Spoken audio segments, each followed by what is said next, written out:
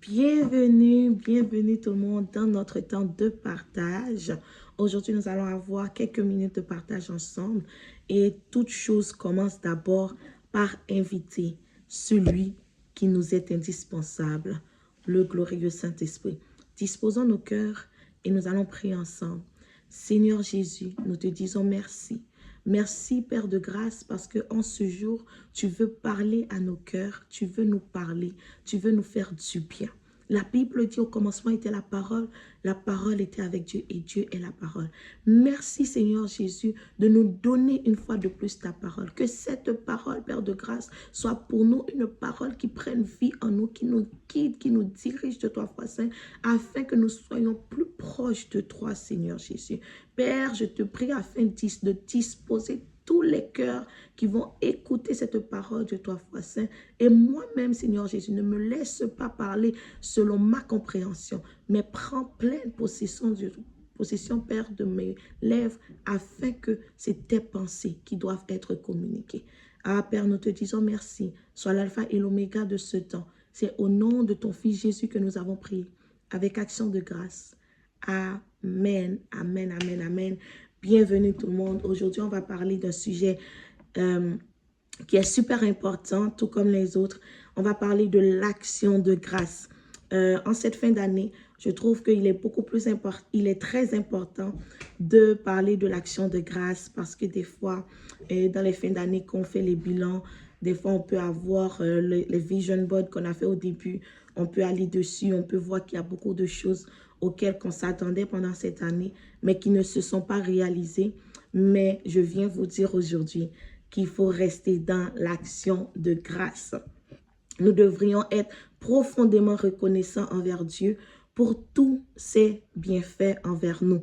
Et la Bible dit, mettez les bienfaits, comptez les bienfaits de l'Éternel et nous verrons combien il est grand si nous prenons le temps vraiment de regarder à ce qu'il a fait, aux choses que nous avons pu réaliser par sa grâce.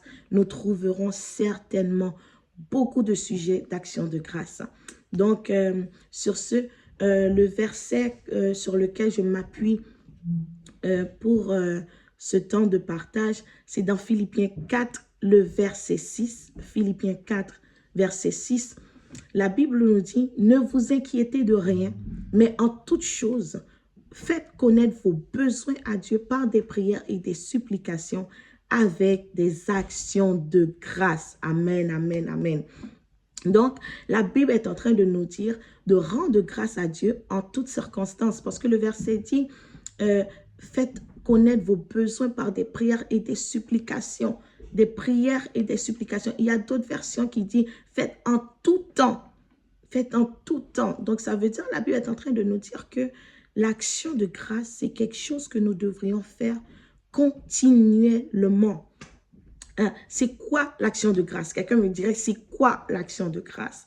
L'action de grâce, c'est redonner la place à quelqu'un d'autre. Tu vois un peu? C'est de reconnaître les bienfaits que quelqu'un a fait dans votre vie. Donc, c'est de reconnaître, ça nous permet en fait de ne pas garder ce qui se passe ou ce qu'on réalise pour nous-mêmes, pour dire c'est par nos propres moyens, mais c'est vraiment de dire tout ça, c'est grâce à Dieu. L'action de grâce est un puissant antidote contre l'orgueil. L'action de grâce est un puissant antidote contre l'orgueil. Pourquoi? Parce que ça nous fait... ça nous aide vraiment à ne pas être centrés sur nous-mêmes. L'action de grâce nous préserve de l'illusion, de l'autosuffisance. Pourquoi je dis l'illusion? Parce qu'on n'est jamais suffisant à nous-mêmes. Dieu a dit qu'il n'est pas bon que l'homme soit seul. Donc, du coup, l'action de grâce nous permet vraiment de rester, en fait, avec cette pensée-là, avec ce cœur-là, de nous dire vraiment que ce que je fais, ce que je réalise, j'ai terminé mes études, j'ai réussi mon examen. C'est pas parce que j'ai étudié au-delà d'avoir étudié, mais c'est parce que Dieu m'a fait grâce. Déjà, juste le fait d'étudier, c'est une grâce. Déjà, le fait de comprendre les matières, c'est une grâce. Le fait de mémoriser ce qu'on a étudié, c'est une grâce. Donc, du coup, l'action de grâce nous aide à être humbles. à être humble, de dire Seigneur, ce n'est pas mes forces, ce n'est pas par mes forces ni par mes capacités, mais c'est par la grâce de Dieu. Que quelqu'un dise Amen. Si nous avons pu arriver en cette fin d'année, c'est pas parce que nous avons été au gym, c'est pas parce que nous avons mangé sainement, c'est pas parce que nous avons été prudents, mais c'est parce que la main de l'Éternel nous a protégés. Amen, amen, amen. Maintenant, comment on fait l'action de grâce? L'action de grâce commence d'abord dans le cœur. Donc, c'est pas pour rien que David a dit « sonde mon cœur ». Donc, on peut faire des actions, des choses, mais si dans le cœur, on ne le fait pas, on n'est pas vraiment reconnaissant, sache que l'action de grâce est vaine. Donc, l'action de grâce commence d'abord par un cœur humble. Ah, que quelqu'un dise avec moi « cœur humble ». Seigneur, crée en moi un cœur humble, un cœur reconnaissant. Et pendant que je parle du cœur humble, je veux vous dire que l'action de grâce, c'est en tout temps envers Dieu. Mais il faut aussi rendre des actions de grâce envers les personnes que Dieu utilise dans nos vies. Ah oui, oui, oui, oui, oui. Oui, parce que la Bible nous dit d'aimer nos prochains en rendant grâce à Dieu pour nos frères, pour nos sœurs, pour nos bergers, pour les personnes que Dieu a placées dans nos vies. Cela nous permet de les aimer davantage. Au lieu de s'accentuer en fait sur les erreurs que ces personnes ont pu porter, ces manquements. Mais en rendant l'action de grâce, cela met l'accent sur les choses bonnes que ces personnes ont pu réaliser. Du coup, ça bannit un peu les murmures, les méfiances, tout ça, parce que l'action de grâce nous permet de voir nos prochains comme Dieu les voit. Amen. Parce que de voir que Dieu utilise cette personne que tu penses qui n'était pas bonne pour toi, et puis tu vois que Dieu l'utilise dans ta vie, cela te permet de le voir comme Dieu le voit. Amen. Amen.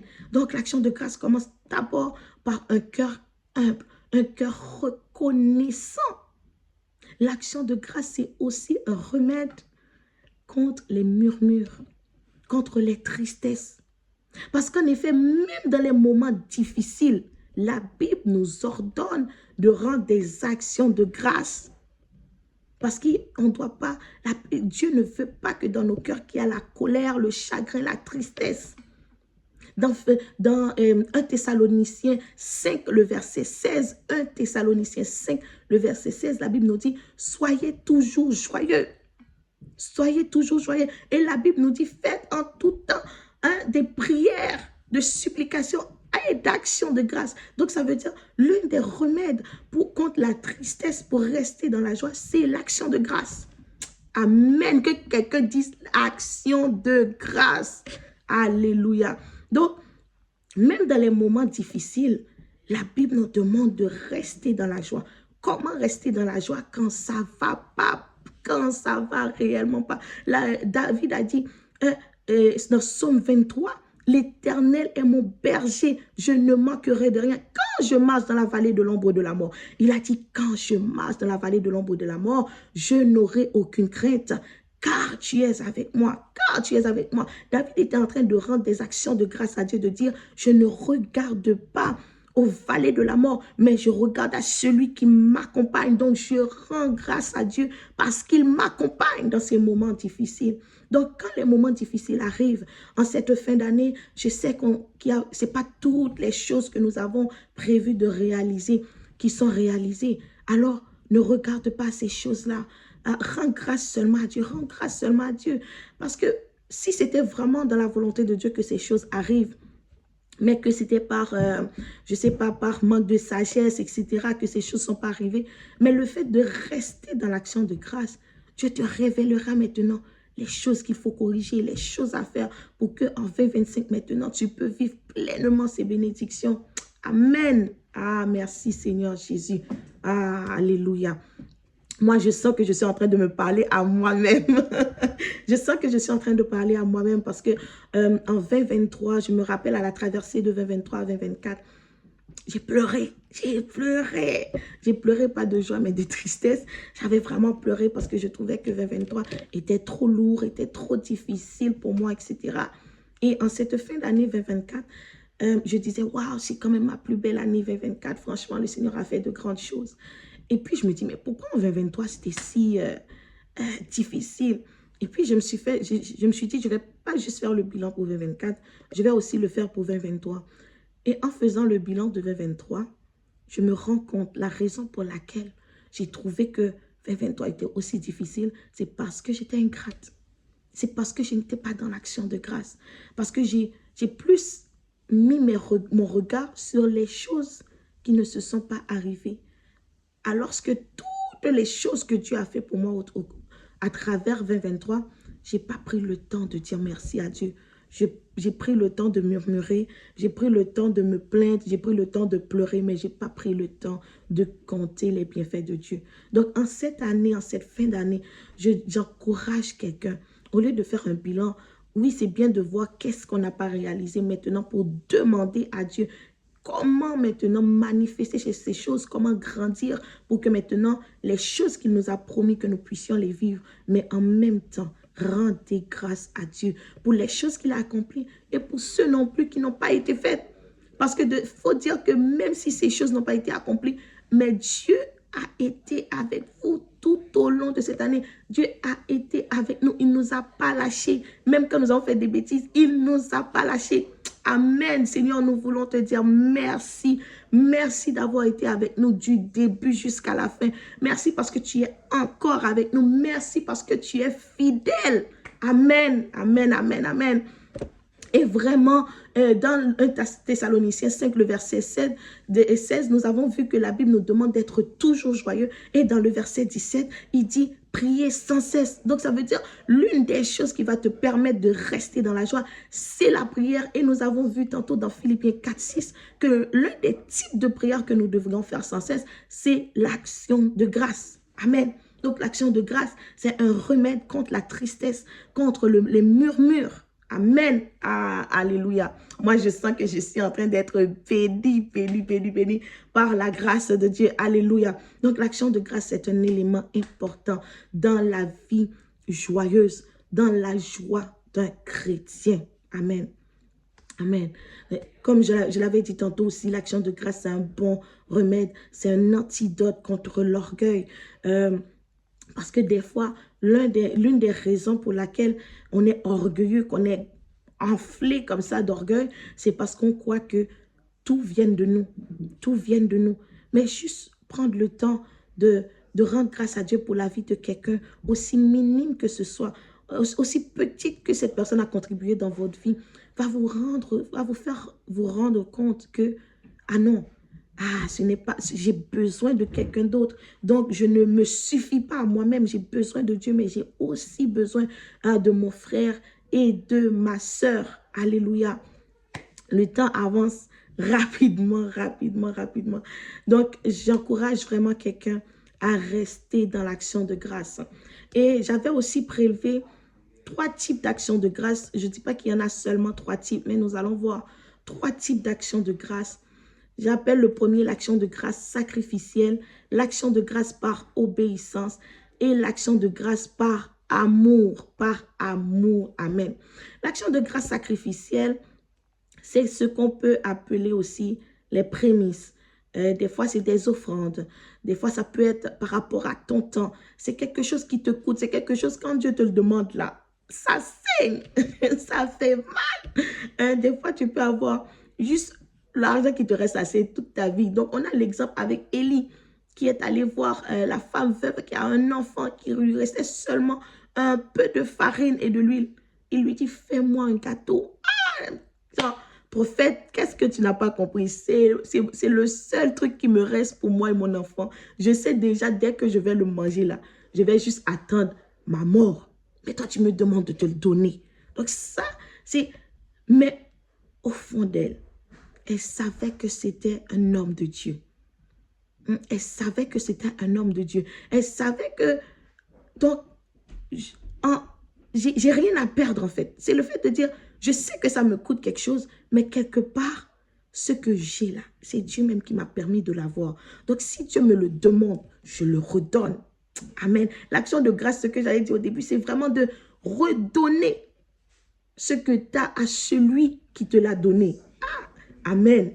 Et vraiment, elle a préparé le gâteau pour le prophète. Donc, on peut voir aussi dans l'action de grâce, l'un des passages dans la Bible qui montre tellement la puissance de l'action de grâce, c'est vraiment dans Apocalypse. On dit que l'Éternel assis sur son trône dépose des couronnes sur la tête des 24 vieillards et à chaque fois les 24 vieillards reposaient la couronne par terre. C'est de dire, le Seigneur te donne la santé. Toi, tu dis la santé est pour Dieu. Dieu te donne l'argent. Tu dis l'argent est à la disposition de Dieu. Dieu me donne un enfant. L'enfant, c'est pour Dieu. Tout ce que Dieu te donne, tu le redonnes à Dieu. Ça te permet de rester dans l'humilité. Amen. Alléluia. Et nous avons aussi l'action de grâce par l'obéissance. Waouh, moi, c'est vraiment quelque chose que le Seigneur m'a vraiment enseigné dessus cette année. L'obéissance. Ah, que quelqu'un dise obéissance. Bon, juste une parenthèse. Il y a l'obéissance quand tu obéis en temps et en heure, mais il y a l'obéissance retardée. Des fois, quand tu obéis un peu en retard, après avoir discuté avec Dieu, des fois, oui, tu obéis, mais des fois, tu peux perdre la grâce qui était attachée à cette obéissance-là parce que tu as trop traîné. Donc là, on parle dans l'obéissance de l'action de grâce. C'est l'action de grâce qui te permet de ne pas discuter, de ne pas savoir, ah, mais pourquoi, non, non, de ne pas discuter avec Dieu, tu agis seulement. Donc du coup, cette action de grâce par obéissance te permet vraiment non seulement d'obéir, mais de recevoir la grâce qui est attachée à ta bénédiction. On a un exemple clair dans la Bible, on a Abraham.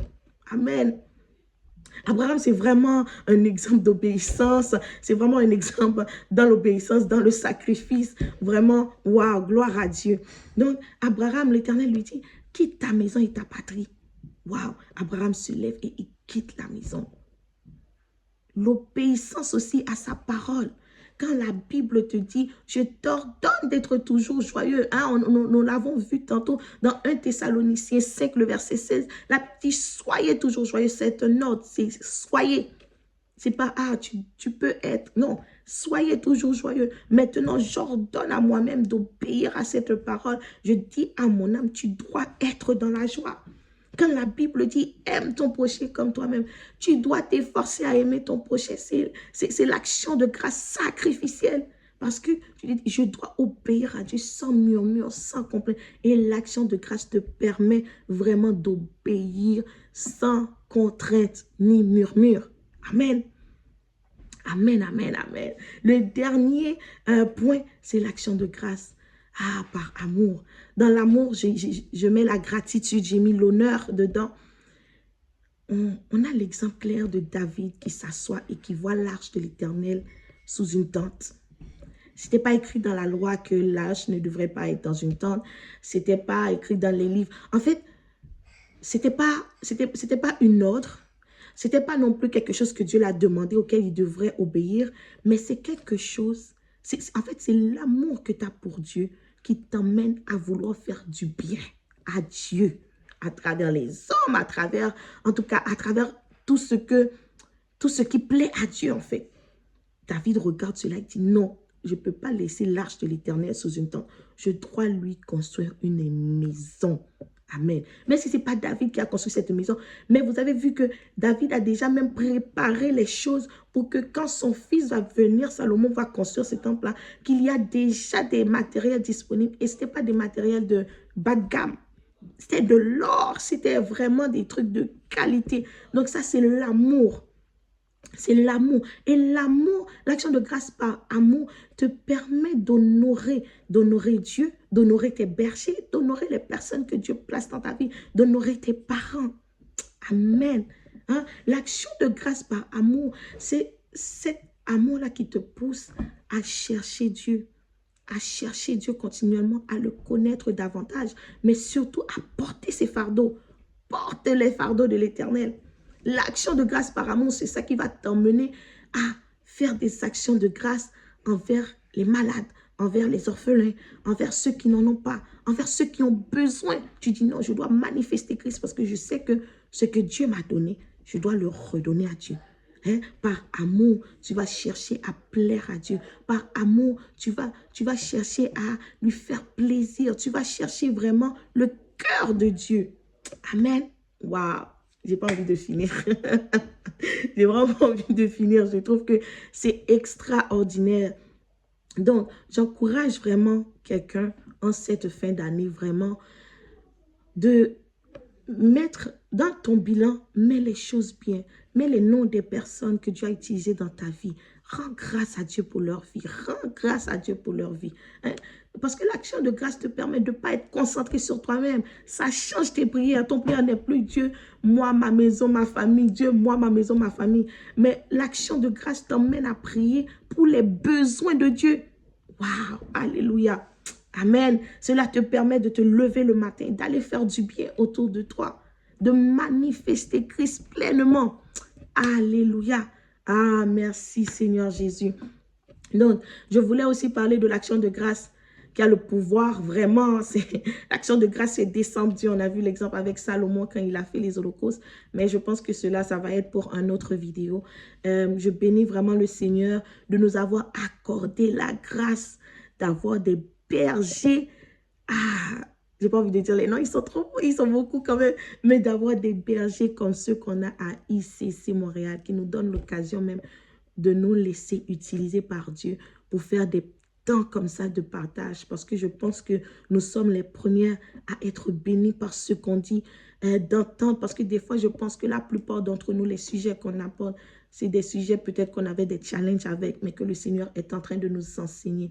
J'espère vraiment qu'en cette fin d'année, nous allons vraiment prendre le temps de rendre grâce à Dieu. L'action de grâce, c'est pas, quand on fait des prières d'action de grâce, c'est pas des prières d'une minute, c'est vraiment des prières continuelles. C'est vraiment un état d'esprit. Ça doit être l'état de ton cœur. Quand le Seigneur vient, il fait le check-up de ton cœur. Il doit avoir reconnaissance dedans. Il doit avoir gratitude dans ton cœur.